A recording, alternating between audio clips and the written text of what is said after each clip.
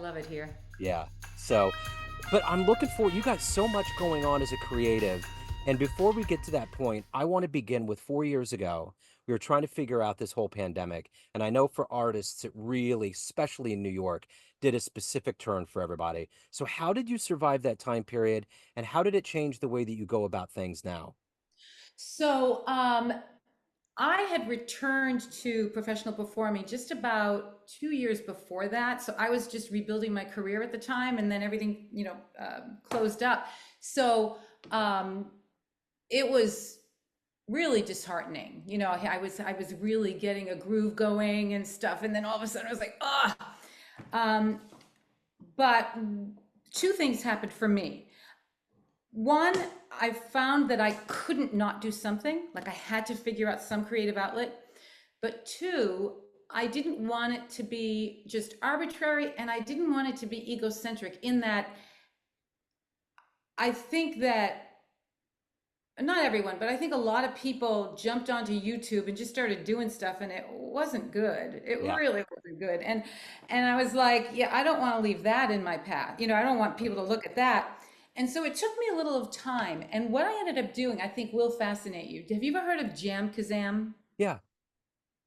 So Jam Kazam it existed before the pandemic, but it really found a kind of a propeller to figure the whole thing out. What for your guests, for your audience, Jam Kazam is a platform that allows musicians, you can be a vocalist, you can be an instrument musician, whatever, to perform from their homes Hmm.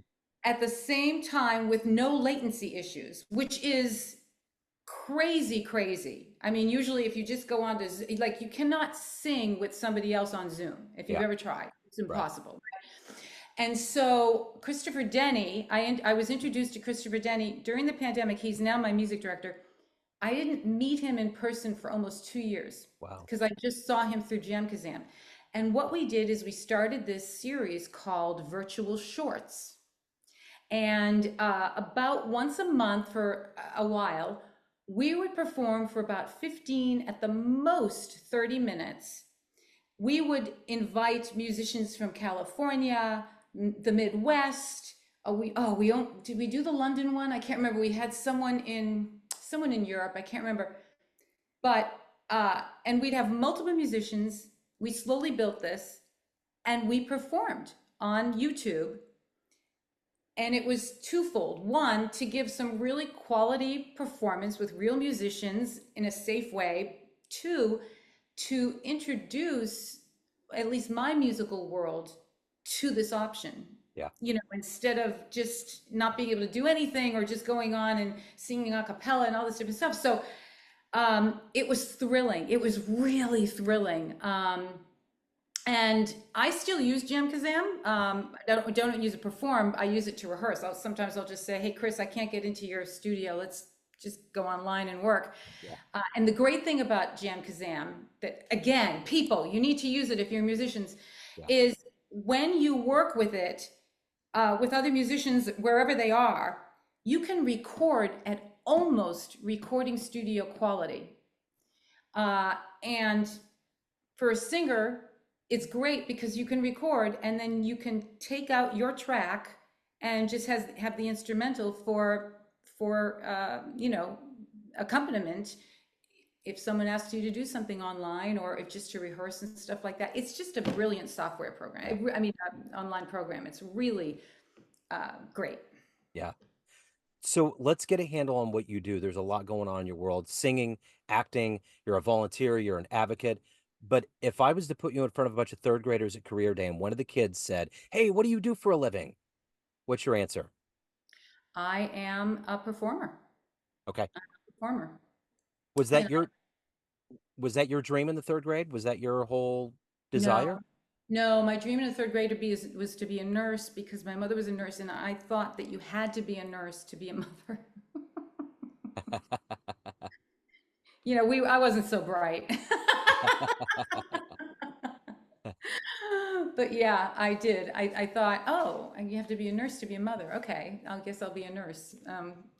Yeah, no, I was actually incredibly shy, introverted, and it took me a while. I ended up going to college for psychology, and my roommate was like, "You need to go to, you need a professional performer." And she told me about Carnegie Mellon University. I'd never heard of it.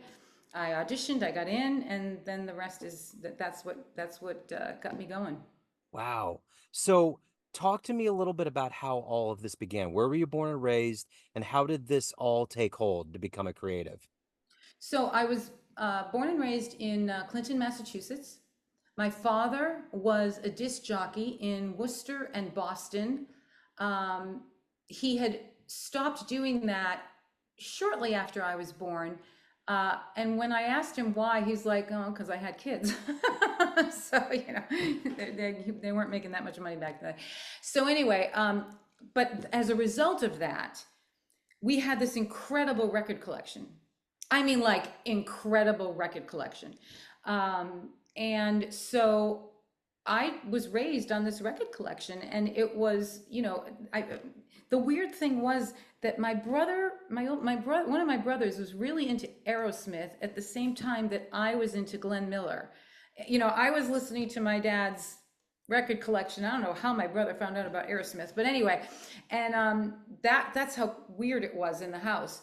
Um, but I just fell in love with it. I would listen over and over to anything, whether it was a Broadway musical or TV musical or whatever, musical, whatever. I would secretly memorize things and learn things and stuff like that. And I remember in middle school being invited to the chorus, and I turned it down because that was too much out there. I was too embarrassed.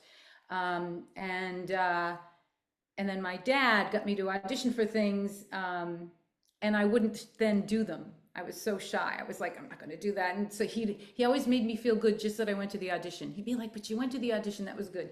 So I guess my dad knew, I guess there was something there. But it took me a while to get there. And then, yeah, Carnegie is one heck of a difficult program. We started with, I think, 72 kids in our class, and we graduated 19. Wow.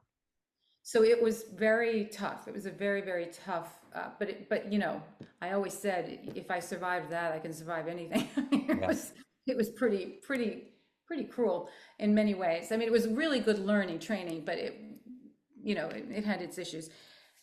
And then, came to New York, immediately started working, was pretty steady with it, until my second child. My family, my children came to us through adoption. When my second child was almost 2 years old, I just decided that, you know, the amount of money I was making was covering my nanny. Like, why the hell? It just didn't make any sense. Like, if I'm going to have kids, why would I just make enough money to cover the person to take care of them? They Yeah. made no sense. So, and then that just catapulted me into volunteering for their school, and I became a very proactive parent educator, uh, volunteer, and I devoted myself to bringing the arts to not just my kids' classes or even school. I devoted to getting the arts to any of the schools in my area that would welcome me, and that was extremely rewarding, um, until it wasn't. I mean, after several years, I was like, oh, I really miss this. Yeah. So I stuck back in once my youngest was in middle school, and things took off. Things took off crazy from the pandemic. As much as I was a little bit, I thought it was unfortunate timing for the pandemic to happen when it did, as far as rebuilding my career. Um, what it did is it launched me into the recording studio, Yeah. which I didn't see coming. And when that started happening, I had no idea what I was doing, Joe. I really was clueless, but I just kept meeting people who did, and they were like, "Oh my gosh, you're, wow," and then I got a record label, and I was like, "Oh, like this is crazy." And then my streams for my first album were like over 500,000, and my the label's like, you got to get back into the studio. So I went back into the studio, and in the last 2 years I've put out two albums, and I'm working on my third, and it's just going real well.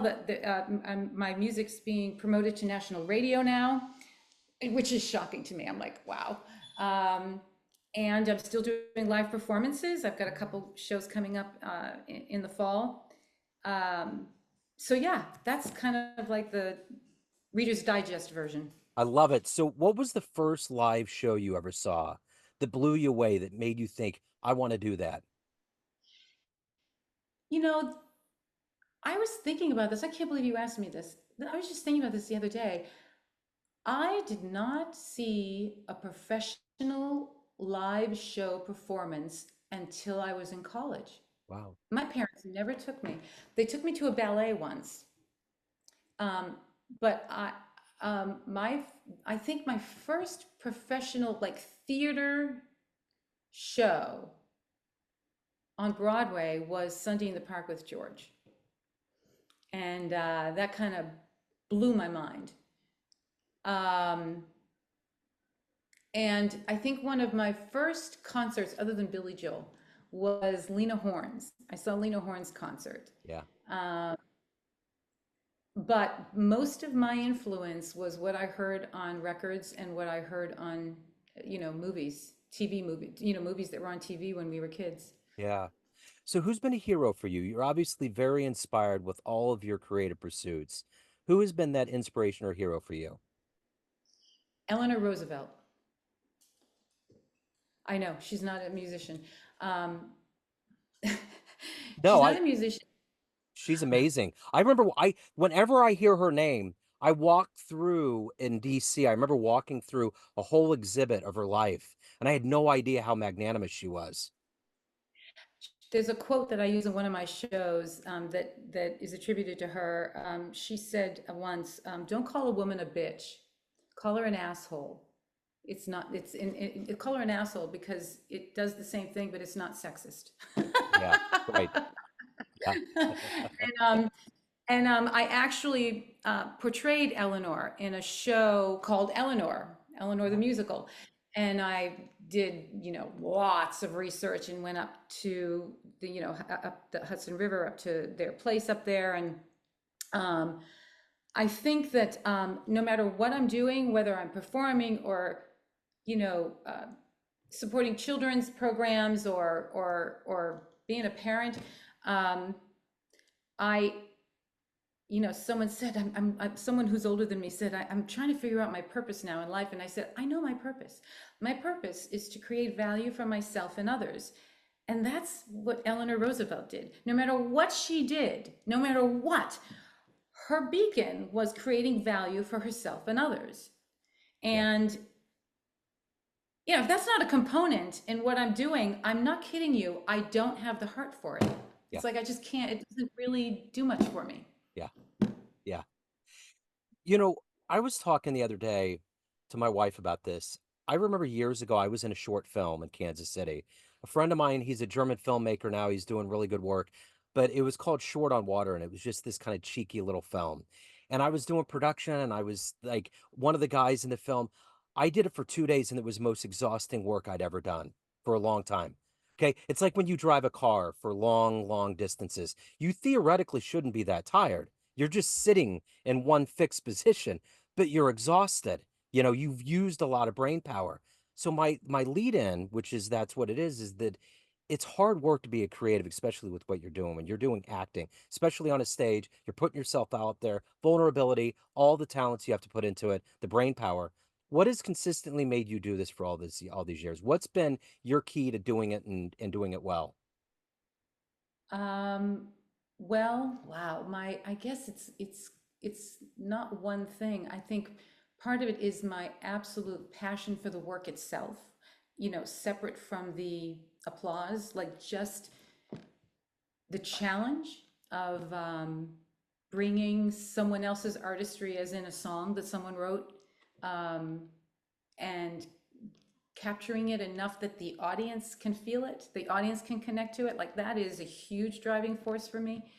And also I do really, really believe that the arts are integral to a well-rounded human being. And so, uh, whether I'm at Birdland or, in an auditorium at a school, uh, it is thrilling to share what I'm capable of. It's thrilling, I really do. And I also have to say that it's a really good question, because just yesterday I was back in the recording studio, and we recorded 4 songs in 4 hours, which was Wow. rather challenging. But anyway, Yeah.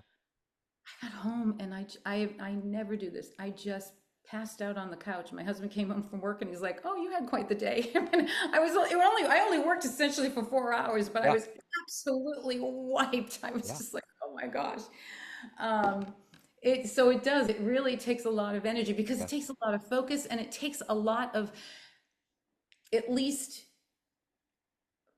for me, it's like it's all about the song. It's Yeah. all about the song. Yeah. So, you know, when you're focusing on something else so much, it takes your energy. It zaps you. Absolutely does. So you've mentioned Birdland, you mentioned some other venues. What was the first venue that you played at where you're like, I can't believe this is happening?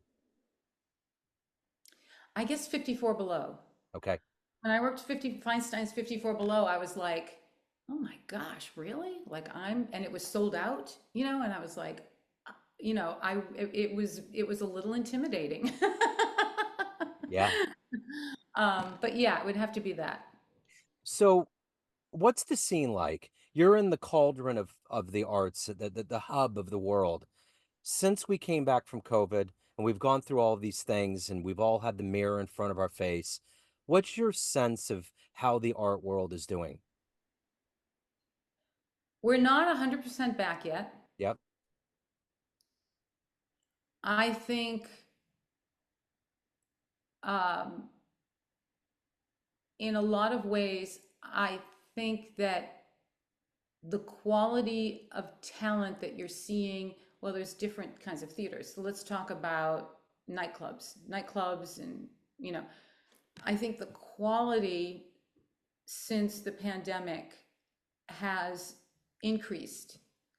Um, it's almost like people were so hungry that they were going to make sure that they did what they wanted to do, um, but uh, the audience that we used to have has, in some ways, and I'm a victim of it too, has become satisfied with just turning on their TV, and if there's a concert that was recorded or whatever, um, and also more are working from home, and so at 6 o'clock, do they really want to get in their car, leave their home to go and see a show at 7?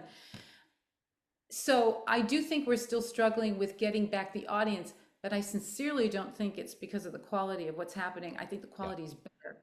It's just a matter of getting people to revalue Yeah. being there in person. And there really is nothing like being there in person. There Yeah. really That was the irony of living through that, was that we were so connected as humans. I mean, you look at this would have happened in the 80s, it would have been really bad. But Oh, yeah.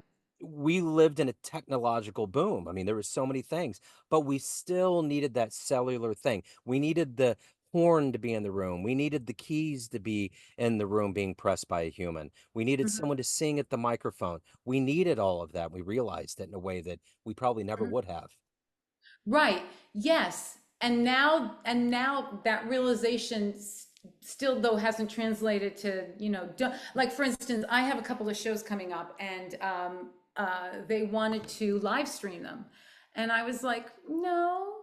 I was Right. like, if you offer the live stream, they're not going to come. I said, Yeah. I want to sing to them. And now I will probably do one of the shows as a live stream, like probably the last one, but I haven't committed to it yet. But because, yeah, I mean, we performers, our performance changes Yeah. because of you in the room. You know what I mean? So, Oh, yeah. and I had a this past May was my release show at Birdland for my album, and the timing was rather challenging for me because my mother, who had been living with me, she was sick. She died like just a couple days before. So I'm, performing with quite a heartache, but the show went well. But when I had the show videotaped, and when the show, when I got the video, I eventually started watching it for clips for marketing and stuff like that. And there's this one song in the show about a woman who develops dementia, which is what my mother had. And after the fact, I found out that it wasn't just me, but like everyone involved in the show was holding their breath to see if I could make it through that song. And I did. I'm a pro. I made it through. But when I was watching it back about a couple months later, it was really challenging for me to watch myself sing that one song because Yeah. I knew what was going on in my body, and it wasn't showing. Yeah. I was very good about it, but I knew. And so I decided to post it. And I didn't post it because it was good. Matter of fact, I didn't think it was that good, but I posted it because I wanted to share with people what professional artists sometimes have to deal with. Like I'm singing this song that is so personal to what's going on in my life, and yet you wouldn't have known it, but I knew what was going on. Yep. And the reason I'm telling you this story is because I was at a show last week, and a bunch of people came up to me like, we have to come live. We have to come to live to your show because we have to see you sing that song. And I was like, wow, really? That's great. I mean, like, I was like, yes, yes, come live and see it. But I love that that was their reaction. Yeah. That's cool. Yeah. Yeah. Right? Which is another testament as to how art can truly be transmitted in a way that's special. There's all these subtexts, Hmm. that go into it. So of all of these things that you've accomplished and done and evolved into in your life, what are you the proudest of?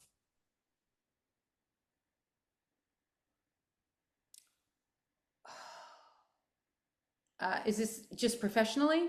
I don't know. I think the Venn diagram bleeds into itself, but I have to say that I think the thing that I'm most proud of is taking care of my mother. yeah. And she was a singer, and I tell this. Since she passed away, I found an old diary of hers from when she was a teenager, and only to find out that she had aspired to have a music career. And I admire her to the nth degree because she died at the age of 97, and I never knew that. I never felt the pressure of fulfilling my parents' dream. Like I never had that pressure. She supported me, but she kept her distance. And that's who she was. She was a private person, but I just was so moved by that. And I you know it made me feel good that when I say I care about my audience, and I really do, I think about them. I think about their health. I think about them getting there safely. I think about them enjoying the event. And it's that essence of care that I bring to whatever I do. But caring for my mother to the end was uh, something I didn't imagine I would ever be capable of doing. So I was really proud of it. And I was proud that my kids were there to help me, and my husband, and my mother very much was surrounded by love when she died. And I'm just so proud of all of us. Well, she had to be so proud of you. I mean, to have that be kind of in her back pocket, but not to be a pressure thing, for you to live that dream that she always wanted had to be a huge deal.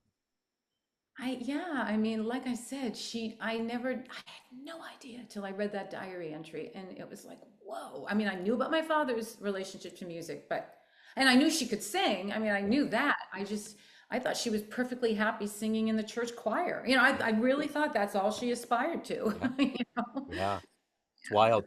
So at the end of the day, everyone has a perception of you, family, friends, fans, everyone in your life, but you run the show. What's your perception of you? Who do you think you are? I think I am a great collaborator, and I'm fun, and I'm caring, and I'm really off center. And I think anyone who works with me would That's agree. great. So I gotta know, for someone that loves jazz as much as I do, what's it feel like in Birdland? Do you feel the spirits? Do you feel the antiquity? Do you feel the history? Do you feel the spirits that floated through that room? I love that venue. I have to say, I think it is, you know, one of the best that I've ever worked in. And yes, absolutely, it is. Uh, it's thrilling. You know, you asked me what was the first place that was 54 below, but I have to say that when I, was finally invited to perform at Birdland, I was like, I have to admit, I was like, oh my gosh, like this is going on my resume. You know what I mean? Like it Yeah, was, the history of it is like, oh my gosh. So, yeah. yeah. That's amazing. So let's say you have a dream tonight. You run into the 18-year-old version of you. You can give that young version of you a piece of advice based on this life you've led, all of these dreams you've accomplished, all the wisdom you've accumulated. What advice would you impart, and would that version of you listen? I think I would say, I know exactly what I'd say. I'd say, don't be afraid to uh, be vulnerable with your work relationships. And I know that sounds weird, but again, you're asking me questions that are so timely. I literally was just thinking about this weekend, that when I was younger, I felt such a need, and I think it's because of my introversion, but I felt such a need to deal with my professional relationships very professionally, right? And and I think that hurt me in a way. But from my perspective, I thought I was being respectful. Like, oh, they have their private life, and I don't need to, And now I look back and I go, no, you idiot. I mean, that's that's what makes everything worthwhile Yeah. is being vulnerable in relationships. And would that 18-year-old do it? She would try. Yeah. There Would you try. go. So we get off this call, time machine pulls up in front of your house. You can go back in time and see one show. Where are you going? Sunday in the park with George. Yeah. Brilliant. It was. Yeah. That's wonderful. So if anyone wants to get your music, they want to learn more about you, they want to reach out, any of the good business, everything that you're doing, where do they go and find out? AnnKittredge.com. AnnKittredge.com. Everything is on there. You'll be on there once this is set. We'll put you on the podcast page. Right on. This is awesome. I'm so glad I ran into you. Thank you so much. I love this. Your spirit just radiates. So thank you for your story. Thank you for your time, and keep making the world full of sunshine. We definitely need it. Oh, you're great, Joe. Thank you so much. Thank you. Take care.